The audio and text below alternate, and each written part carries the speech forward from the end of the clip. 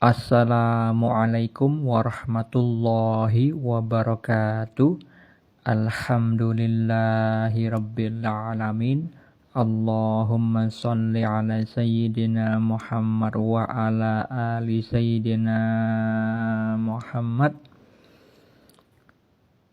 Pagi ini saya bagikan lagi kisah mimpi yang dialami salah satu murid yang saya bimbing spiritualnya. Sebut saja seorang murid tersebut dengan nama Fulan, bukan nama yang sebenarnya. Fulan menyampaikan mimpi yang dialaminya kepada saya via WA bahwa dirinya itu bermimpi melihat ada temannya yang dulu pernah satu sekolah di SMP. Nama inisialnya si A. Dia sedang duduk dengan satu orang lain yang Fulan tidak mengenalnya. Teman Fulan, si A itu, dan satu orang yang tidak dikenalnya sedang bermain gitar. Yang satunya memakai gitar listrik dan yang satunya lagi memakai gitar biasa, yaitu gitar akustik. Fulan mendengar suara gitar mereka berdua itu fals suaranya. Suaranya tidak enak didengar, tetapi Fulan diam saja tidak mengomentarinya. Lalu apa takwil mimpi atau makna mimpinya? Sebelum saya takwilkan mimpi tersebut, perlu diketahui bagi seluruh umat Islam pada khususnya bahwa mimpi adalah bagian dari syariat Islam. Syariat itu artinya peraturan tentang yang halal dan yang haram yang dijelaskan di dalam Al-Quran dan As-Sunnah. Mimpi juga adalah salah satu hal yang diatur di dalam syariat atau peraturan agama Islam. Diatur tentang bagaimana cara merespon mimpi, karena mimpi itu ada 3 macam disabdakan Nabi Muhammad SAW di dalam hadis riwayat Muslim. Mimpi baik yang merupakan kabar gembira dari Allah, mimpi yang terjadi karena bawaan pikiran seseorang ketika terjaga, dan mimpi yang menyedihkan datangnya dari setan. Ketiga macam mimpi tersebut cara meresponnya berbeda-beda. Untuk mengetahui caranya bisa dibaca di dalam kitab Sahih Al-Bukhari atau bisa searching di Google. Dan perihal mimpi yang juga diatur di dalam syariat Islam adalah tentang orang yang diizinkan mentakwilkan mimpi, yaitu hanyalah orang yang memang ditakdirkan oleh Allah memahami ilmu takwil mimpi. Allah Subhanahu wa Ta'ala berfirman di dalam surat Yusuf ayat 6, ayat 21 dan ayat 101 bahwa Nabi Yusuf alaihissalam diberikan pengajaran sebagian ilmu takwil mimpi.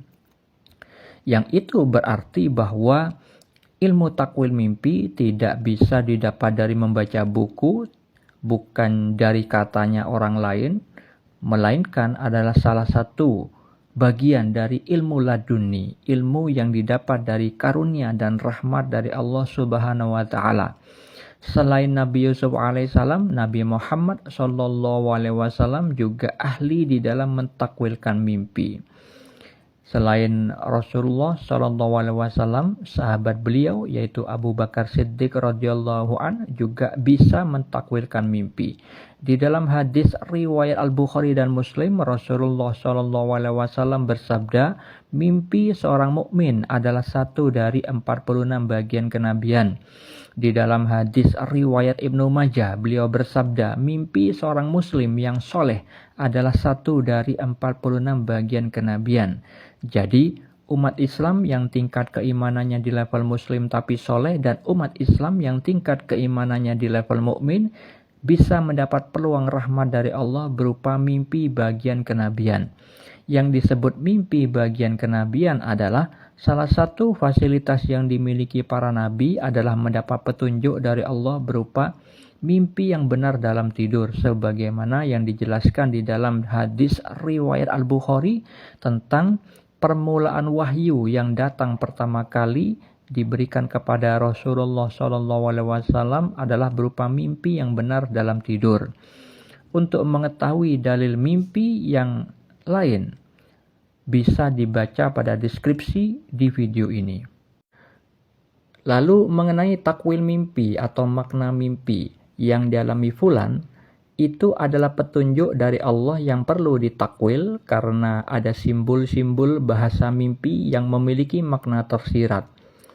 Ketika di dalam mimpi itu divisualkan temannya fulan yang dulunya pernah duduk di bangku SMP, itu mengenai kedudukan atau tingkatan spiritual seseorang yang makomnya dari sudut pandang Allah, perpindahan antara di level muslim menuju mukmin. Muslim itu adalah orang yang memeluk agama Islam yang belum melakukan ketaatan, sedangkan mukmin orang yang melakukan ketaatan dan sudah mempelajari ilmu syariat, ilmu tentang peraturan hukum-hukum Allah yang bersumber dari Al-Quran dan As-Sunnah. Fase dari muslim menuju mukmin itu biasanya diiringi dengan keakuan, rasa keakuan yang tinggi, seperti orang yang masih puber, sehingga ada amal atau perbuatan buruk yang dihasilkannya. Ketika di dalam mimpi tersebut ada temannya si fulan, dan ada satu orang lain yang tidak dikenal bermain gitar yang berbeda tetapi sama-sama mengeluarkan hasil suara yang buruk, itu adalah tentang amal lahiriah yang hasilnya, nilainya, ibadahnya menurut Allah itu sama-sama buruk. Ketika ada orang yang memakai gitar listrik, suaranya buruk, itu simbol yang memiliki makna tersirat tentang orang yang beramal secara lahiriahnya itu menampakkan kebaikan. Misalnya sholat sudah memakai baju takwa, bersih, serba putih, memakai wangi-wangian jika itu seorang laki-laki, mengikuti sunnah Nabi Muhammad SAW, tapi di dalam hatinya disertai keakuan, merasa lebih baik daripada orang lain yang tidak berbuat seperti dirinya. Padahal Nabi Muhammad SAW di dalam hadis riwayat Muslim nomor 2564 bersabda bahwa sesungguhnya Allah tidak melihat pada bentuk, rupa, dan harta kalian, akan tetapi Allah hanyalah melihat pada hati dan amalan kalian. Jadi di dalam syariat Islam, ibadah itu harus benar dalam dua hal. Keadaan hati mengenai niat, mengenai keadaan hati yang mengiringi, di saat beramal secara lahiriah juga harus benar sesuai aturan Islam. Di dalam hati juga harus benar, tidak boleh disertai dengan sifat yang tercela.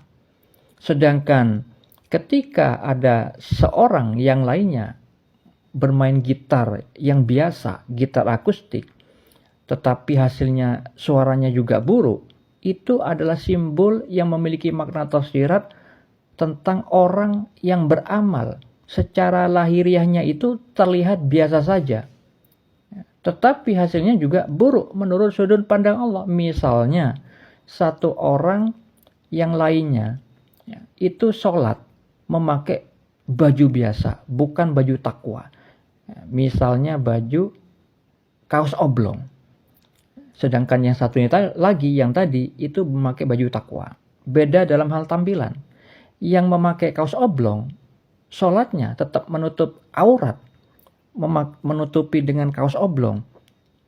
Itu terlihat biasa secara lahiriahnya. Tetapi karena di dalam hatinya itu melakukan dengan rasa malas, belum ada kesungguhan beribadah kepada Allah Subhanahu wa taala, sehingga nilainya juga buruk dari sudut pandang Allah.